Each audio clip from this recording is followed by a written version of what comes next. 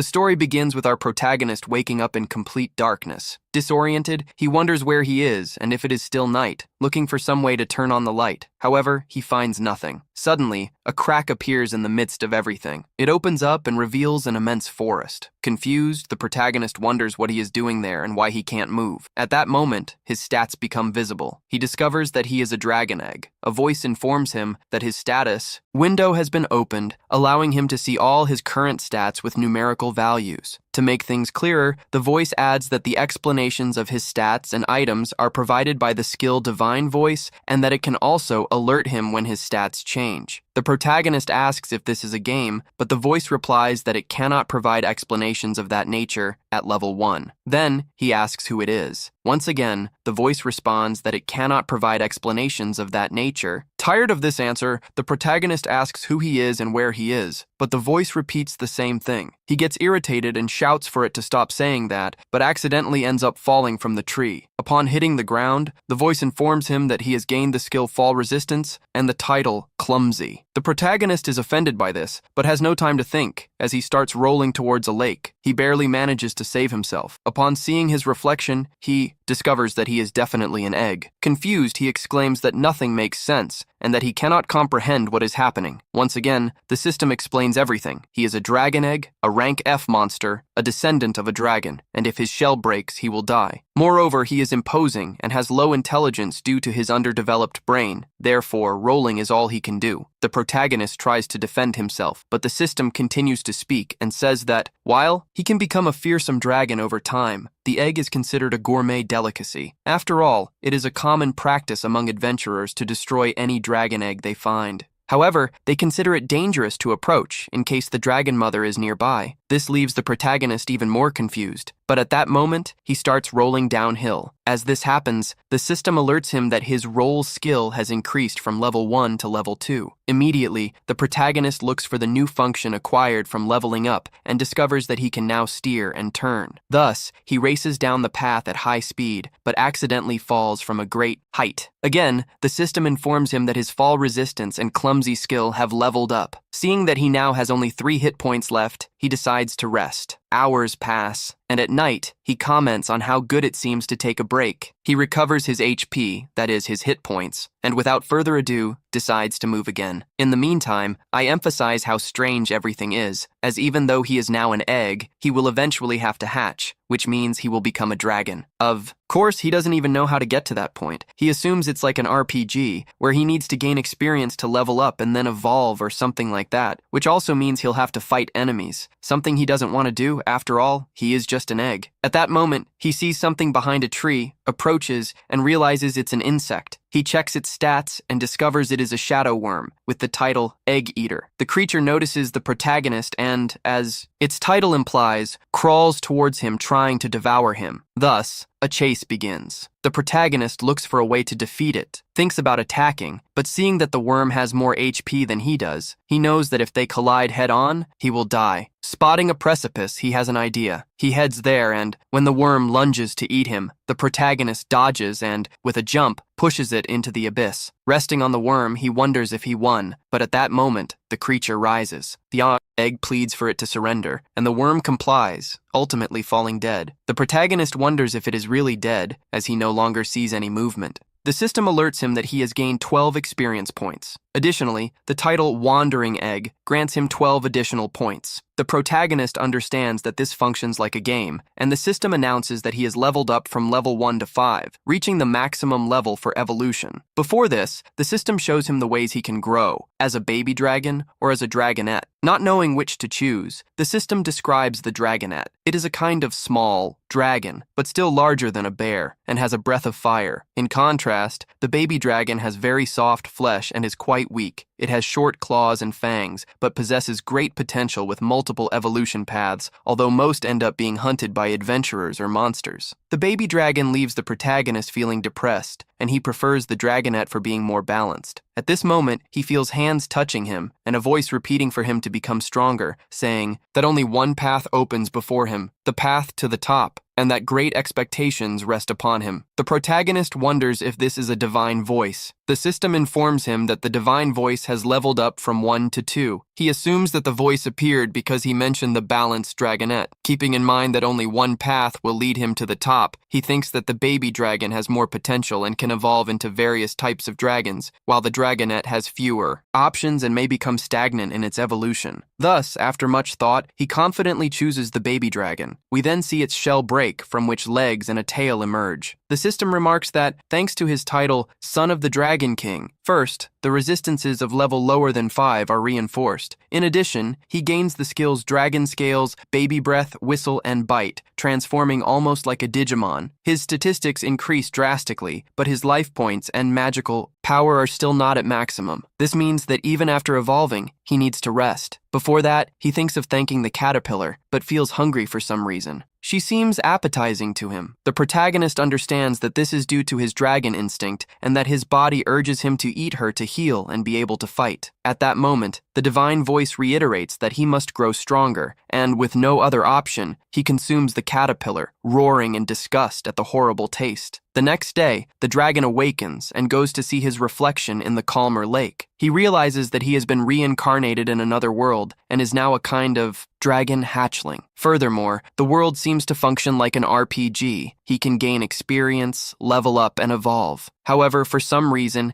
he does not remember who he was in his past life. He knows he was human, but cannot recall what he was like, what he did, or even if he was male or female. Behind him, he hears more creatures like those from the previous day, beginning the hunt for them, gaining more experience points and progressing from level 1 to 3. At this point, the dragon decides to test his baby breath, blowing out and devouring the insects, managing to level up from 5 to 7. After much attacking, he earns the title Striker and the skill Dragon's Fist, causing an enemy to explode with a single punch and leveling up from 14 to 15. After finishing, the dragon remarks that he will soon reach the famed summit. However, hunger returns, and he can only eat the same as before. Just remembering that makes him feel nauseous until he spots some mushrooms. Out of curiosity, he tries them, roaring again. After a while, we see him drinking water because the mushrooms were poisonous and made him vomit everything. Thus, having learned his lesson, the system announces that he has acquired the skill Poison Resistance and clumsily leveled up as well. Next, he ventures deeper into the forest in search of something to eat that isn't insects. Then, he sees a gray wolf, and after checking that its stats are lower than his, he decides to hunt it. First, he uses Dragon Breath and finishes the battle with a Dragon Strike. Consequently, we see the roasted wolf. The protagonist approaches and realizes that the beast emits a barbecue smell. Excited by this, he decides to roast it a bit more. In this way, he obtains grilled meat, tastes it, and confirms that it is delicious. In the afternoon, he hunts another wolf and levels up. While cooking, he comments that it seems he could evolve again upon reaching level 25, with only 5 levels left to go. At the moment he thinks he is getting used to his lifestyle as a dragon, he hears slightly distorted voices. The little dragon recognizes them as human voices and, quite excited, goes to check behind a tree. He discovers that they are adventurers. Thrilled, he considers introducing himself, but remembering that he is a dragon, he begins to hesitate. Still, he recalls that he is adorable, so he doesn't believe they would do anything against him. Before anything else, he checks his stats and realizes that they are not stronger than him, although they still have a numerical advantage. After a brief internal debate, he finally decides to introduce himself. Thus, he steps out from behind a bush, saying he is a nice little dragon, and starts dancing while asking what they think and if they don't feel like hugging him. The leader of the group tells the girl to step back, for in his eyes the protagonist is an evil dragon. He unsheathes his sword and, using a skill, inflicts a wound on the dragon's chest. The protagonist falls to the ground, feeling pain. Then, the mage casts a spell that paralyzes him. The dragon feels his sensitivity fade away, and then the system notifies him that he has acquired the skill of magic resistance. Our protagonist tries to escape, but the spell holds him back. He wonders if they see him as an enemy, or perhaps as food. Calling himself an idiot, he questions how he managed to convince himself that a dragon could become friends with humans. Remembering everything he had to go through to hatch from that egg and evolve, he exclaims that this sucks, and that he doesn't want to die. Using his last strength, in tears, he pleads for their help. The woman steps in front of him and asks the adventurer to wait. The dragon sees that she is trying to protect him and, as he closes his eyes, feels a warm hand. Realizing that the girl is using her magic to heal him, although he doesn't hear her very well, he understands that she asked if he is okay. He doesn't know why she is helping a dragon, but he feels grateful. The other adventurers also do not understand her. and they just go their way. The dragon observes the girl's statistics and sees that her name is Miriam Miliana, a terrestrial human. Her hit points are fine, but having healed her, she barely has any magic power left, and yet she did it to save him. Little by little, the dragon feels the paralysis fading. Maybe Miriam will leave when she realizes he is okay, but for now, he decides to stay quiet a little longer. Because of this, the system warns him that he has obtained the title of liar. Suddenly, when Miriam talks to him, he obtains the human tongue skill. The dragon understands that the higher this skill levels up, the better he will be able to understand her, and he eagerly awaits to learn this soon. However, he hears a roar and the screams of people. The whole environment turns red and hostile. The dragon knows this is something bad, as it clearly indicates a very strong enemy, and surely the other humans must have died. Miriam is about to go after her companions, but the dragon stops her, telling her not to go because she won't be able to do anything. Besides, she no longer has magic power and won't be able to use her healing spells on them. Miriam knows this very well, but still decides to go. The dragon tries to follow her, but still suffers from paralysis, hitting his own leg to move because Miriam won't be able to beat whatever has appeared. Even so, if the dragon joins the adventurers, maybe he can do something. Thus, we see him running as fast as possible to find Miriam, but he ends up coming face to face with a rock dragonette of rank C with 197 hit points, while he only has 38 of the 72 he possesses. Putting that aside, he looks for Miriam and sees her trapped underneath the rock dragonette. However, he makes too much noise and is noticed by the creature. The dragonette turns around and starts approaching slowly, letting out a roar, causing our protagonist dragon to fall to the ground, looking up at it, unable to do anything against that. The rank C rock dragon tries to stomp on him with all its might, but the protagonist uses all of his energy to dodge. Due to using too much force when jumping away, the protagonist can barely stand up. Realizing his own mistake, he regrets not joining Miria's group, believing that if the four had worked together, they might have had a chance against that beast. But now, completely alone, he is unsure if he will even be able to leave that place alive, let alone defeat the rock dragon. Being well below the necessary level, every cell in his body screams for him to hide. And when the rock dragon lets out a deafening roar, he is finally overwhelmed by fear and hides inside a bush, trembling, peeking out. He sees that the unconscious Miria has only 6 hit points left. Still, the protagonist feels relief, as she is still alive. The rock dragon, unable to see the protagonist anymore, turns back to attack Miria, leaving him wondering what he should do next. If he doesn't save her, she will likely be eaten alive by the monster. So despite his fear, he gets out of the bush. However, at that moment, the mysterious hand of the divine voice stops him from moving. He then hears the divine voice again,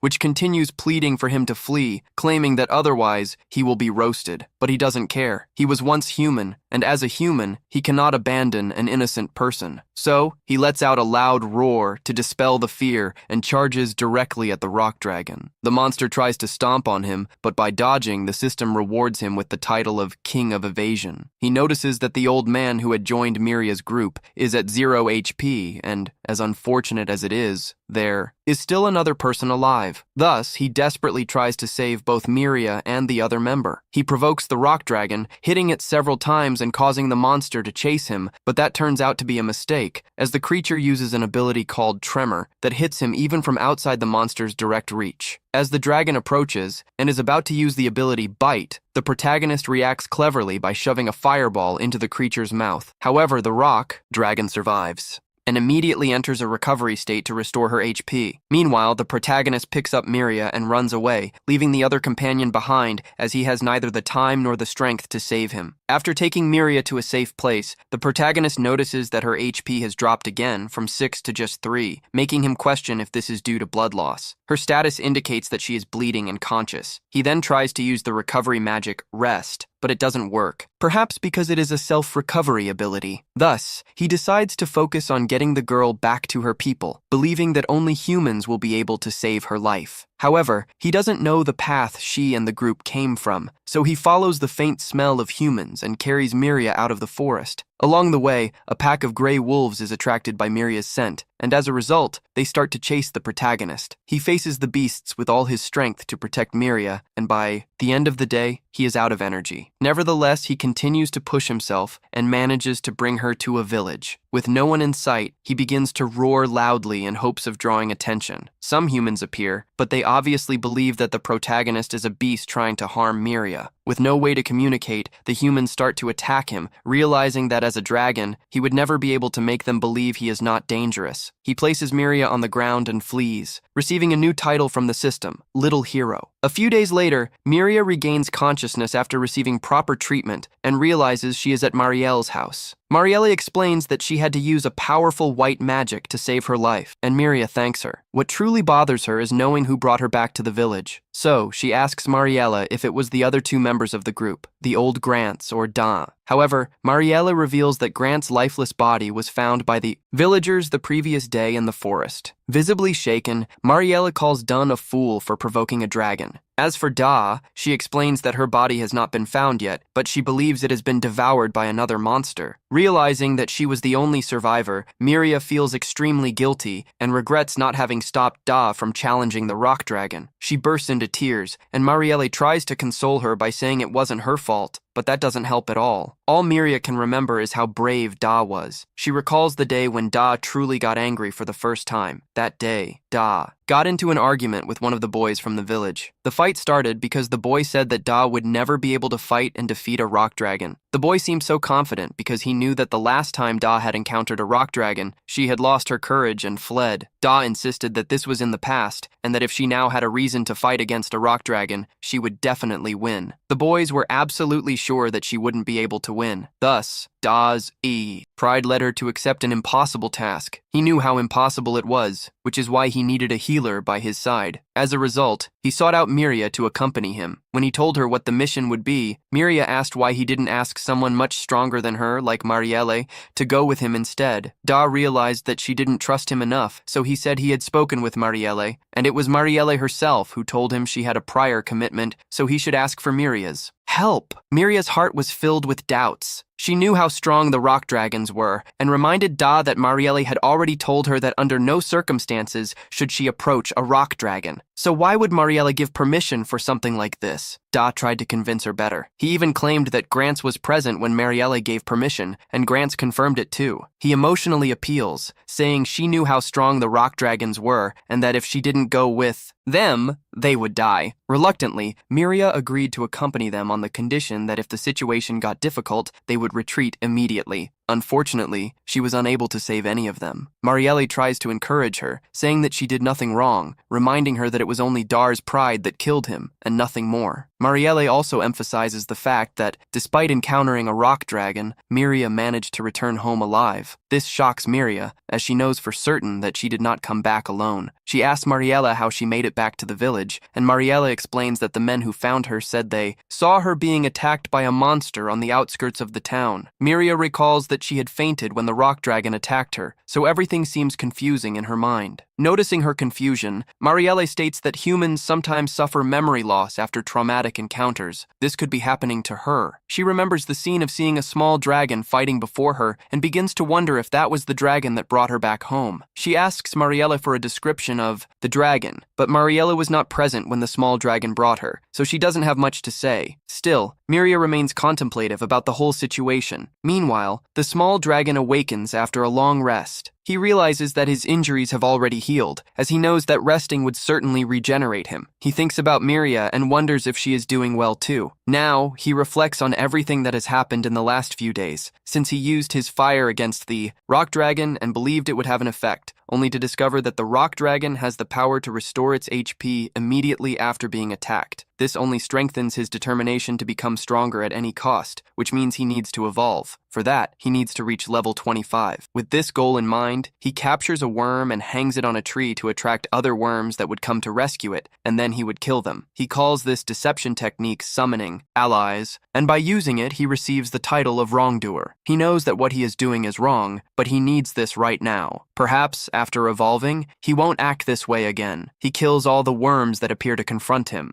And in a short time, he reaches level 25, finally becoming eligible to evolve. He asks to see the evolution tree and receives 5 options. They are Mini Dragon, Angel Mini Dragon, Child Dragon, Marble Child Dragon, and Young Plague Dragon. He starts to wonder what exactly the difference is between a mini dragon, a small dragon, and a baby dragon. The divine voice helps him clarify these doubts. The mini dragon is small in stature, like the baby dragon, but its individual growth is slow and it has limited evolution options. However, many of its future evolutions have great potential. He doesn't like the idea of slow growth, so that doesn't impress him. The angel mini dragon has a protective spirit and vows to live for others. As a result, it can use white magic, but it doesn't fight. Again, this doesn't interest him, as he enjoys fighting. He even thinks about white magic since he saw Miria use it, but that's not enough incentive to make a decision. The child dragon is the next evolution after the baby dragon, with enhanced abilities. The marble child dragon is a dragon that has undergone a mutation and also possesses magical aptitude. The last option is the young plague dragon, the first stage of an evil dragon that spreads disasters. The idea of spreading calamities does not appeal to the protagonist at all, so he immediately rejects this option. However, the system continues to list the characteristics of this dragon, including the fact that it has high intelligence and can use human transformation. He shouts that he does not want to become evil, but the idea of being able to transform into a human is too tempting to ignore. Which of these dragons will he evolve into? He thinks about going to the village and making friends, but that would mean spreading the plague. Confused, he shouts, not knowing which evolution path to choose.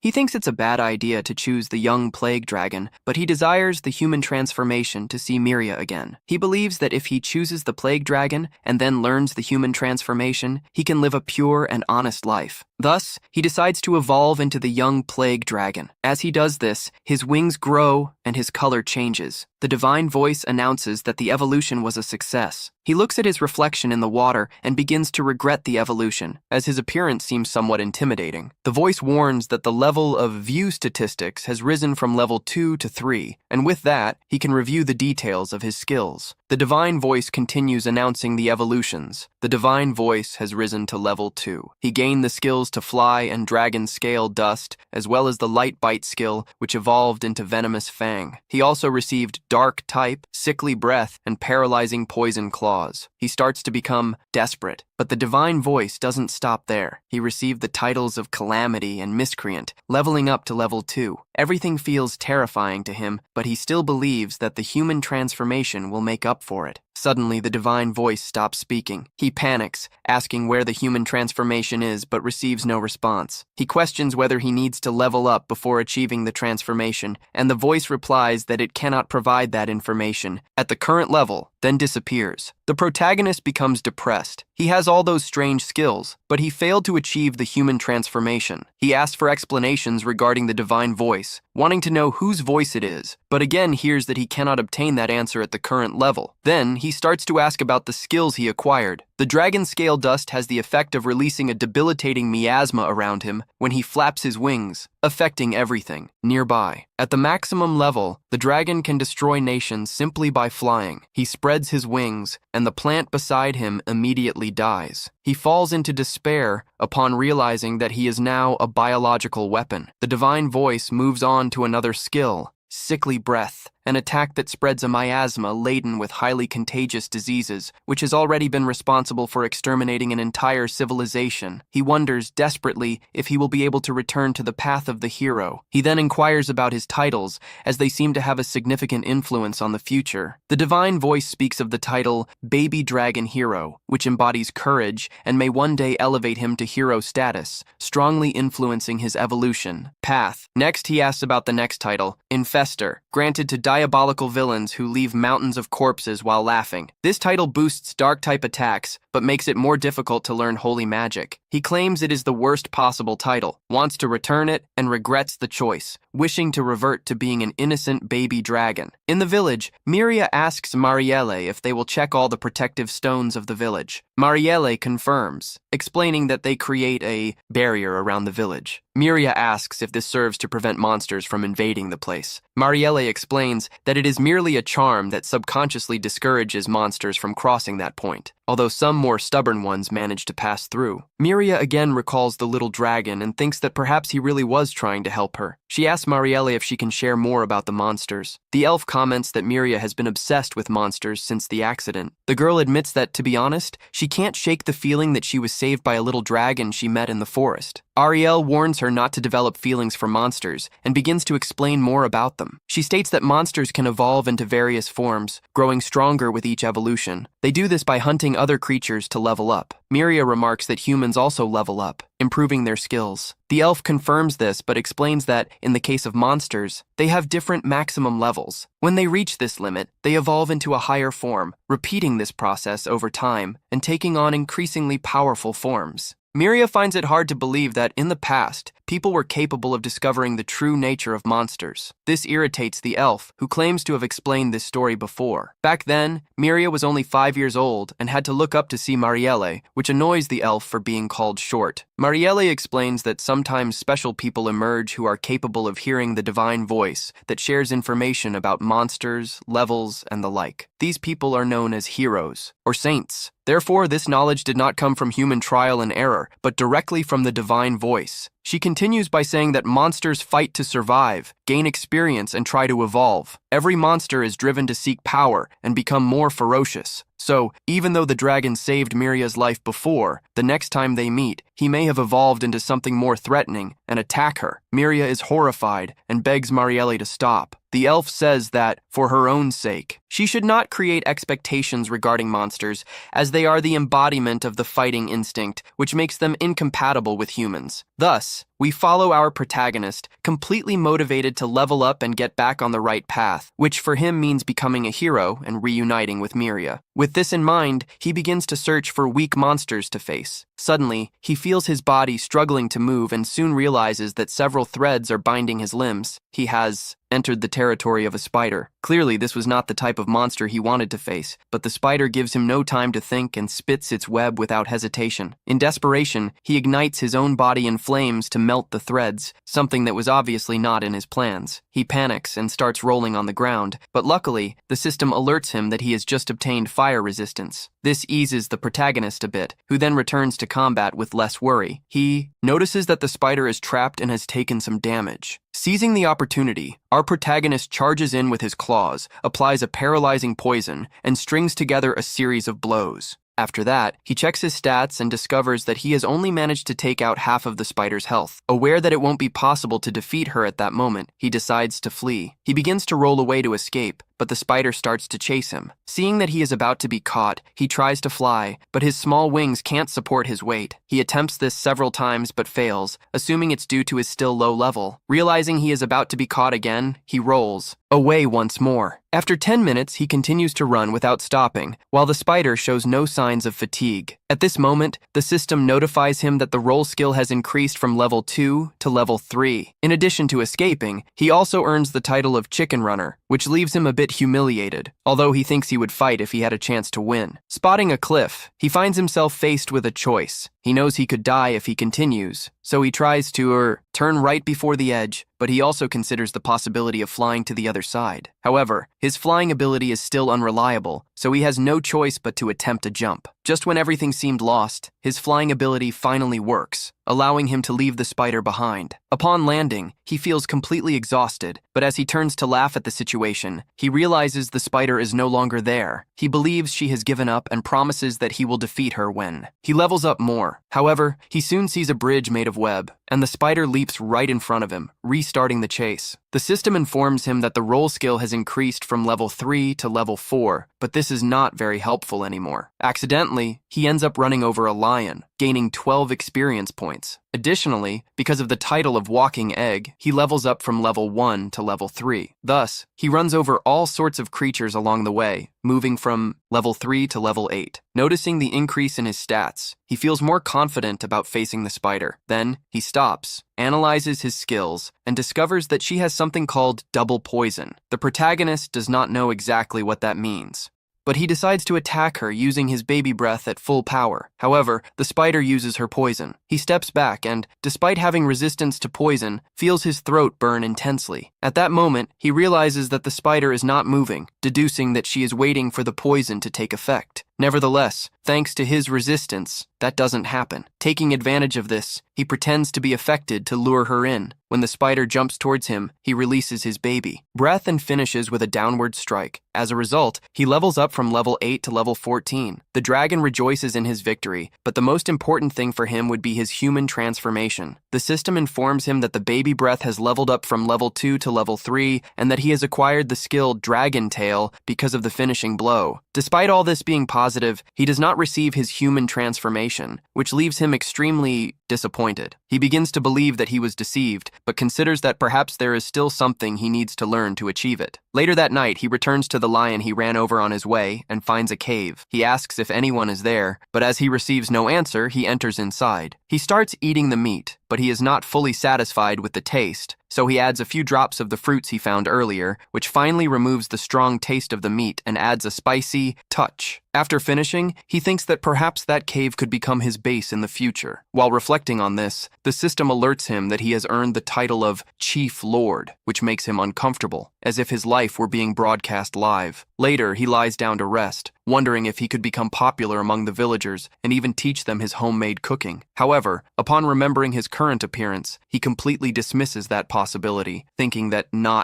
even Miria would recognize him in this form. Annoyed, he blames the system for mentioning the human transformation and not granting it. Looking up at the sky, he demands that it be delivered to him, as he does not want to spend his entire life alone. Meanwhile, in the village of humans, Miria overhears a conversation with an old man who claims to have seen one of them near a lake just outside the village. Intrigued, she asks him to tell her more. Even inebriated, the old man recounts that he was fishing when suddenly he saw someone among the bushes. The figure looked haggard, almost like a zombie, and walked into the forest while murmuring incomprehensible things. The others do not believe him, attributing everything to his drunkenness. The old man insists that he really saw it and claims that he hadn't drunk a single drop of alcohol that day. Miria is visibly intrigued. The blonde young man notices this and reminds her that the death of those two adventurers was not her fault. Miria tries to calm herself and leaves the scene. Back with Marielle, she tells her what she heard and states her intention to go into the forest. The elf immediately forbids her, asserting that if there were indeed a possibility of Dew still being alive, he would have returned to the village by now. Miria admits she isn't sure, but suggests forming groups with the villagers to search for him. Marielle rejects the idea, making it clear that she does not intend to risk anyone else's life. Miria calms down, and then Marielle, trying to cheer her up, says she will contact the guild to investigate the matter. Miria understands and apologizes for being irrational, although her words do not fully convince Marielle. We then return to our protagonist once again motivated to level up. At that moment, he encounters a monster resembling a puddle of water and tries to check its statistics. However, upon doing so, his vision distorts and his head begins to hurt. The system warns him that the skill See Statistics cannot provide accurate information at level 3, but since he has just leveled up to level 4, he is able to read the monster's statistics for a few seconds. This leaves him confused, but in the end, he continues on with his journey. The slime tries to attack our protagonist, who quickly uses the rolling ability and runs away. He manages to escape and is left wondering what he just saw, because the statistics were nothing. In particular, however, he managed to feel that it was something he shouldn't get close to under any circumstances, yet he decided not to think about it anymore and went in another direction. He started walking, looking for meat, and ends up finding a jar next to a tree. He thinks it could be very useful for putting fruit and other things, but when trying to get the jar, it jumps and starts spinning, hitting him in the face. Only then does he realize that it is a monster. The divine voice reveals that it is a D-rank turtle. Our protagonist is shocked that a turtle can be a monster and a jar. At the same time, he attacks with the dragon's punch, but it only takes away 1 HP. Then he starts to launch several attacks and knocks the turtle down with his tail, but it uses rest, recovering all the HP. Immediately, he continues trying to kill the monster, but fails until he has the idea of testing to see if it is the aquatic type. Leaving the turtle terrified, he throws it into the water, and then after that he gains 36 experience points. But due to his title, he gains additional experience and goes from level 14 to 15. He thinks it was a good fight, until the divine voice reveals that he received the title Crook King, and his title Rogue went from level 2 to level 3. When he turns around, he sees several turtles behind him, and wonders why there are so many of them there, until he remembers that the previous one gave a scream before falling into the water, realizing that she called her allies. They come together, forming a tower of turtles, which seems to be something quite useless for us. Protagonist flies to the last one, catches it, and throws it on the ground, doing this with all the others. With this, he gains the meteorite ability and is excited to realize that he can gain abilities by doing so. After a few movements, the divine voice says that he has gained 594 experience points, and thanks to the title he has gained additional experience points, going from level 15 to 30. Flying skill went from level 1 to level 2.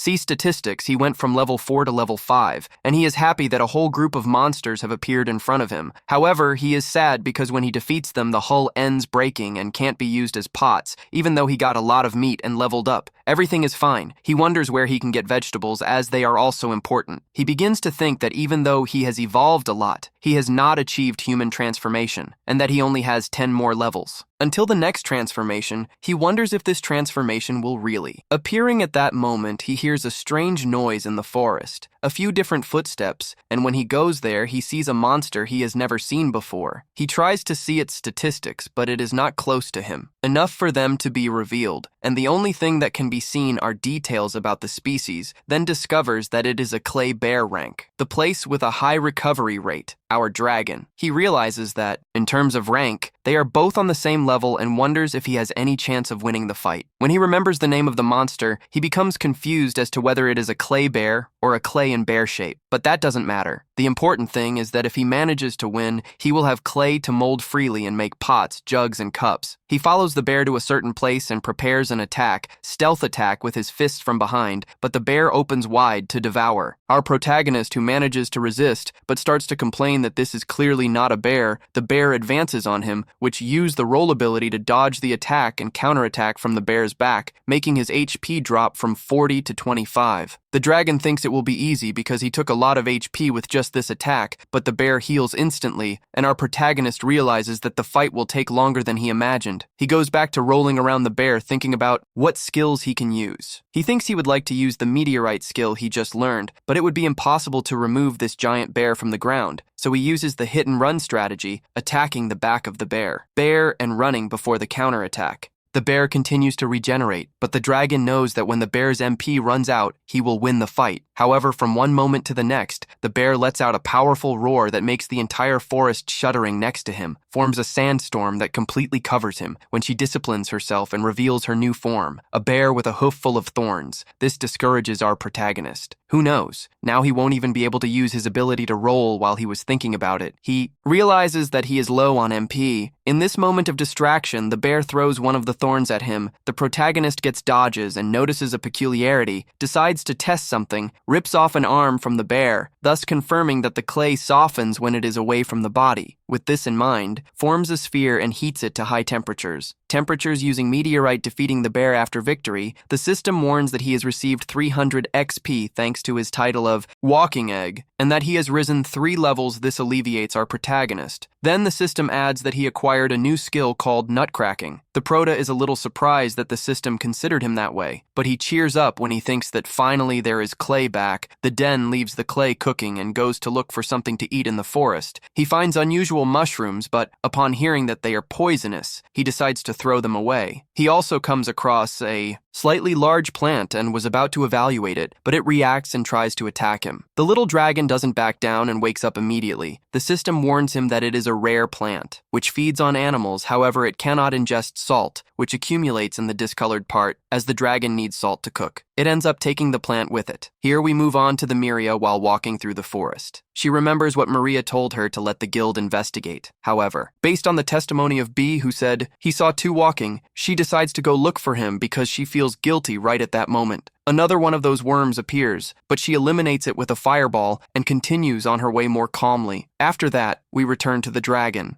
who is observing a D-rank mushroom monster. When they grow, they can move, transforming into warlike monsters, and their flavor is similar to meat. So the protagonist thinks about how good it would be in a broth. Right now, he sees even rarer mushrooms. These are Morotrogia, whose value can lead a country to glory or ruin. It has hallucinogenic effects and causes an intense euphoria. 500 years ago was used as a stimulant, generating many drug addicts. However, the prota pays no attention to this and burns them in exchange for taking some valuable piperies B. They are so precious that its value is measured in gold, so he takes a lot in the meantime. Miria arrives at the most dangerous part of the forest. But out of fear, she decides to turn around and return to the village, so we return to the dragon's house. He got a luminous mushroom and we see how he finally prepares his soup, pacifying how delicious it is after adding salt. With the dish well served, he gets ready to eat. He feels how the flavor of the meat merged with the soup when he finished eating. He feels as if he had returned to his old life. At that moment, the system warns him that his title of cook has gone from level 1 to 2. The dragon, he comments that eating in that bowl was very complicated as he spilled a lot, so he will use the clay to create a bigger one, and with a breaking spoon, he will also make bricks for a wall, which yields him the title of potter, ceramist. The next morning, we see a carriage. The coachman tells some ladies that the forest is already very close when they get down. We see a human accompanied by a semi-human who were sent by a guild to Noah's forest back to the den. And with the new food, he is willing to cut the meat and skin the wolves. After that, he seasons them and leaves them to dry like he goes out for a walk looking stylish, saying that he is already used to this world. When he returns to the den, he observes that the monkeys are eating his meat, and although he manages to scare them away, he thinks of a way to stop these filthy beasts from continuing to steal his food, so he collects poisonous mushrooms and creates a mixture with the meat while collecting them. Mentions that now he can practically differentiate whether wild plants are poisonous or not. At that moment, he notices the wind carrying the flower petals and approaches that beautiful place, being amazed by how beautiful he is. Suddenly, a small creature appears before him for a moment. Our protagonist is mesmerized by its rarity. Upon seeing its statistics, he discovers that it is a species called poisonous princess, whose abilities are exclusively poisonous. The little dragon is surprised. However, the little beast runs away from the place. Suddenly, a stake falls close to our dragon. This catches his attention, which is taken advantage of by that creature. Our Proto reacts and Amanda flying. She falls into the trunk of a tree and disappears, letting out a laugh. The dragon, he assumes that she has given up, but out of nowhere he feels the poison begin to act on his body. His senses weaken, and little by little his vision distorts until he falls to the ground, wondering if it was part of that creature's plan. But anyway, if you made it this far, comment on the word clay so I know you made it to the end.